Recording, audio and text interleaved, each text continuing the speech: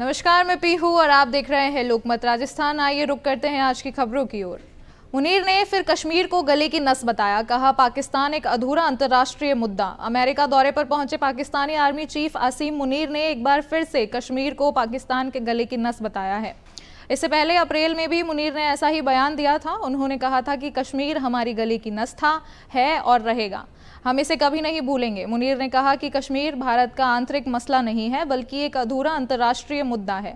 उन्होंने कहा कि कश्मीर का मामला संयुक्त राष्ट्र में है और पाकिस्तान उसका समर्थन करता है। रिपोर्ट्स के मुताबिक मुनीर एक बार फिर से अमेरिका पहुंचे हैं, लेकिन वे कब पहुंचे इसकी तारीख नहीं बताई गई है। मुनीर की यह 1.5 महीने में दूसरी अमेरिका यात्रा है। उन्होंने फ्लोरिडा के टैंपा शहर में रविवार को पाकिस्तानी प्रवासियों को संबोधित भी किया था। दिल्ली में सांसदों के लिए 184 नए घर बनाए गए। फ्लैट्स आधुनिक सुविधाओं और ग्रीन टेक्नोलॉजी से लैस हैं। प्रधानमंत्री नरेंद्र मोदी ने नई दिल्ली के बाबा सड़क सिंह मार्ग पर सांसदों के लिए बनाए गए 184 नए फ्लैट्स का उद्घाटन किया है। ये सभी फ्लैट्स टाइप 7 के मल्टी स्टोरी अपार्टमेंट्स हैं। पीएम मोदी ने सिंदूर का पौधा भी लगाया। इसके अलावा श्रमजीवियों से मुलाकात की। उद्घाटन के दौरान पीएम ने कहा, इन 4 टावरों को बहुत सुंदर नाम दिए गए हैं, कृष्णा, गोदावरी, कोसी और हुगली, जो भारत की 4 महान नदियों का प्रतिनिधित्व करते हैं, जो लाखों लोगों को जीवन देती है। ये नए फ्लैट्स इसलिए बनाए गए हैं क्योंकि सांसदों के लिए आवास की कमी थी। सीमित जमीन होने के कारण यहाँ ऊंची इमारतों का निर्माण किया गया, जिससे जगह का बेहतर इस्तेमाल हो और रखरखाव का खर्च भी कम हो। सांसद से ईसी दफ्तर तक इंडिया ब्लॉक का मेगा मार्च। कांग्रेस सांसद राहुल गांधी की अगुवाई में इंडिया गठबंधन के सांसद दिल्ली में विशेष गहन पर पुनरीक्षण को लेकर विरोध प्रदर्शन करेंगे। विपक्ष के 300 सांसद संसद भवन से चुनाव आयोग के दफ्तर तक मेगा मार्च की तैयारी में है, लेकिन अहम बात यह है कि दिल्ली पुलिस ने इसकी इजाजत नहीं दी है। कांग्रेस अध्यक्ष मल्लिकार्जुन खड़गे, समाजवादी पार्टी के मुखिया अखिलेश यादव, तृणमूल कांग्रेस के सांसद अभिषेक बनर्जी भी इस मार्च में हिस्सा लेंगे। दिल्ली पुलिस के सूत्रों के मुताबिक विपक्ष ने मार्च के लिए इजाजत नहीं ली है।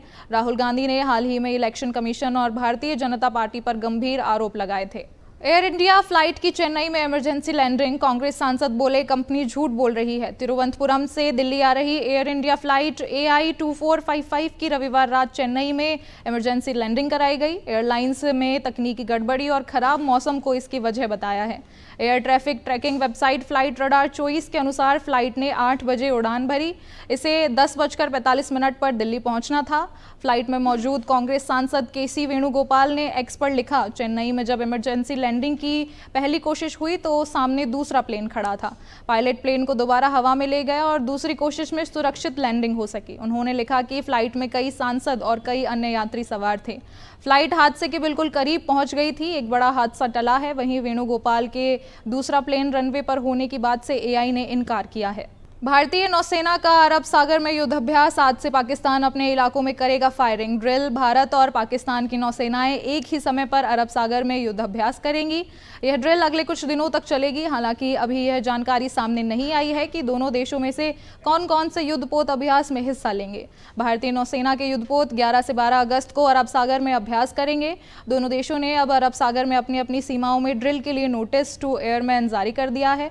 ऑपरेशन सिंदूर के बाद यह पहला मौका है जब दोनों देश अपने अपने इलाकों में शक्ति प्रदर्शन कर रहे हैं। शिक्षा और स्वास्थ्य आम लोगों की पहुंच से बाहर। भागवत संघ प्रमुख ने कहा, पहले ये सेवा थी। राष्ट्रीय स्वयंसेवक संघ के प्रमुख डॉक्टर मोहन भागवत ने कहा है कि देश में आज शिक्षा और स्वास्थ्य आम लोगों की पहुंच से बाहर हो गए हैं। इन दोनों ही सेवाओं को कमर्शियल बना दिया गया है। उन्होंने कहा कि भारत में धर्म और राष्ट्र एक ही बात है और इसके लिए किया जाने वाला कार्य ईश्वरीय कार्य है। भागवत ने सभी जाति बिरादरी के प्रमुख से कमजोर वर्गों को ऊपर उठाने के लिए मिलकर प्रयास करने की अपील की है। उन्होंने कहा, हम हिंदू हैं और हर हिंदू का सुख दुख हमारा सुख दुख है। राष्ट्र और हिंदू समाज के प्रश्नों का समाधान मिलकर करें।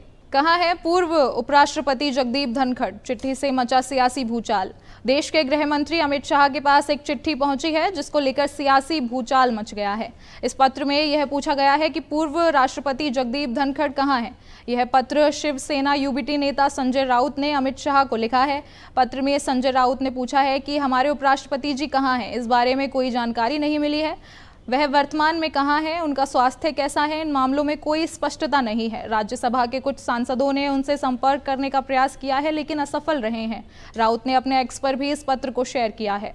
11 से 17 अगस्त तक जमकर बरसेंगे बादल, कई राज्यों में भारी बारिश का अलर्ट। मानसून की रफ्तार में उतार चढ़ाव का सिलसिला बना हुआ है। मानसून की एंट्री को एक महीने से ज्यादा समय बीत चुका है। देश के कई राज्यों में मानसून की वजह से अच्छी बारिश हुई है। कई राज्यों में तो इतनी बारिश हुई कि पानी की कमी ही खत्म हो गई और कुछ राज्यों में तो भारी बारिश की वजह से बाढ़ आ गई है। हालांकि अब कुछ राज्यों में मानसून की रफ्तार में उतार देखने को मिला है, जिससे पिछले कुछ दिनों में मामूली बारिश ही हुई है और गर्मी भी बढ़ गई है। हालांकि अब एक बार फिर मानसून करवट लेने वाला है, जिससे इसकी रफ्तार में फिर से चढ़ाव देखने को मिलेगा। भारतीय मौसम विज्ञान विभाग ने 11 से 17 अगस्त तक के लिए देश के कई राज्यों में भारी बारिश का अलर्ट जारी किया है। ऐसी तमाम खबरों के साथ आपसे जल्द मुलाकात होगी। तब तक के लिए देखते रहें लोकमत राजस्थान।